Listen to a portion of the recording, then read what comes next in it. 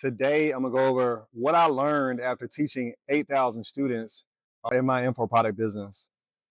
Whatever your guarantee on your offer is, whatever result that you promised to your customers, your students, your clients, you need to follow through with that to the best of your ability. Whether that's in the PDFs, videos, service, content, whatever you're doing to fulfill that. The next problem with fulfillment is that we have to begin with the end in mind. And the end in mind for me was teaching thousands of people. But in the beginning, I didn't really realize that I would be teaching that many people. I didn't understand the scale of social media. Because of that, I had made an offer that was good for 100 people. I quickly became overwhelmed in regards to fulfillment. And what I did, I had to come back to my offer and begin to systemize several bottlenecks that I saw. We have to remember info products and the info product business is not a passive income business. You're going to be doing work daily if you're doing this thing the right way.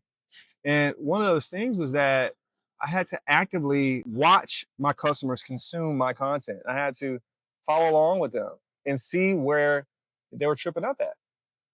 Now I had to smooth those parts out for them. By smooth it out, I mean systemize it, right? The more I did that, two things changed as I systemized my fulfillment in a better way. Customers gave better reviews and they got to their intended outcome much faster, right? And so I found that that was important. That's super important for your business and for your product, right? Getting people to have their dreams fulfilled, reach their dream outcome, and speak highly of your business, your product, right? And so that's what those are two things I did. Now, one of the big problems I would say with fulfillment is that as you continue to scale, you got to keep on fixing bottlenecks. And that's for any part of the business. As you grow, you're going to have to fix bottlenecks. But it's just specifically in fulfillment, one of the things I really banged my head on as the numbers started going up with students that I got past 1,000, 2,000, 3,000 students was I was beginning to see that I was getting the same questions over and over again. I was also seeing that students were beginning to mature in the skill sets that I had taught them. And so they were ready for another offer, another solution that I had. And one of those things that we have to look at as info product business owners is that if we're teaching them properly, we're going to teach them the basic steps, but then we have a little bit more advanced steps we have to take them through. And I began to create back end offers to one, increase lifetime value for a customer, but also to keep my customers engaged and help them continue to reach their dream outcome. So there's two benefits. They get more help, they stay in your ecosystem, and you make more money. But you can only do that if you're paying attention to the fulfillment process, if you're actively involved, if you're actively asking questions, right? I ask my customers questions all the time, or I pay attention to the questions they ask me. And then I begin to make my offers, the back end offers, based off of what they want. As they start taking your courses, your webinars, your PDFs, whatever that is, your ebook, you got to show up and you need to be there quickly. If somebody's hitting you up for a question, you need to be responding as quickly as possible. I wouldn't even say 24 hours is too long. Like I had times where people, plenty of times, not just once or twice, plenty of times people hit me up at midnight. So, hey, Steve, I got a question about this. I'm hitting them right back at midnight, right? Obviously that doesn't scale, but that's something that doesn't scale that has outsized results because people see that you care. They care enough to invest in themselves through your course, through your offer, through your service. You got to care enough to help them with that, right? So I was always, somebody hit me, I'm hitting back as fast as possible, whether it's email, DM, text, phone call, right? You may not operate like that, but that's how I operated. I want to show people I cared. And I got that point across over time for years, right? Obviously, I got chatbots now. I got a VA after it got overwhelming. I couldn't handle anymore. Once you get past a couple thousand people, you can't handle anymore. You can't just respond at will. For as long as you can, you need to respond quickly. You need to show up every single day, ready to help. You're not just a person that's teaching them or providing a service. You're a leader for them. You are leading them through a problem. You're leading them to your solution, right? For their problem. So you got to show up. This is an effort metric that so many people miss out on. They wonder why they get bad reviews on their product. They wonder why they get bad reviews on their services because they're not showing up. They're not consistently giving full effort every day. The next thing is you got to put out the energy you want to receive. I'll give you all an example. So I have a private group for my course, and I have mentorships and all those things, right? My students began to act like me. How I answer questions, they would answer questions the same way to each other. So in that group, it had about 1,500 people in it. And what I found was that because I was always courteous as I answered questions, I never tried to pull rank on my students. I know better than this, and y'all should be this and that way. Because I stayed humble and I was courteous to people and I was very helpful and I always tried to give as much information that was right as possible, I saw my students emulate that with each other. I didn't have a lot of, obviously in a group of 1,500 people, you're gonna have little spats in there, but I didn't have a lot of people that were being super negative. Everybody was very positive, but they were positive because I was also positive. I've seen other info products, other offers where the main coach, mentor, teacher, whatever you want to call them, was being a butthole about everything. And so that rubbed off on their students. So their students thought they had to be buttholes to everybody about information, by asking and answering questions. So something to think about, but be consistent and put out the energy you want to get back. Refunds.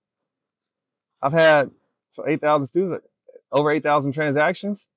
I probably had less than 50 refunds in 5 years. And this is my thought on refunds. I don't want to deal with the bad press. I don't want to deal with the bad vibes of denying somebody a refund. And I also think that money is in abundance. So I don't think that I need to hold people's money back. Right? Hey, if you don't like this for whatever reason, that's fine. Cool. Here you go. Here's the money back. I'll talk to them a bit and say, hey, you don't have a refund policy.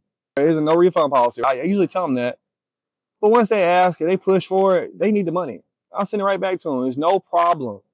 Because I act in abundance, I get an abundance of new customers, new clients, new students. They don't have to worry about this whole refund thing, right? I've never had an issue with a refund. And I've also never had anybody badmouth me because I never gave them back a refund. And I think that matters more than anything. We have to protect our names, especially as you begin to scale your info product business. You got to protect your name. And one way to do that, one way to burn that bridge, one way to mess your name up is twisting people's arms about refunds. Just give them the money back. So what? Oh man, I got to refund $1,000. I got to refund $100. So what? If your business is tied to the next $100, the next $1,000, next $2,000 you're about to get, you were already screwed in the first place. You had bigger issues. You had bigger fish to fry before that. So that's my point on refunds. I like companies that have great refund policies. So I'm a company that has a great refund policy. You want a refund? Here you go. Whatever. Here you go. It's no problem at all. I had a guy, I refunded him on a mentorship. It was $2,000. He came back a year later, spent another $2,000 with me. He was like, my bad, man. I didn't mean to do all that. I got the refund. It was a chargeback, matter of fact. He did a chargeback. He came back and spent some more money with me after that. I wasn't being a butthole about it, right?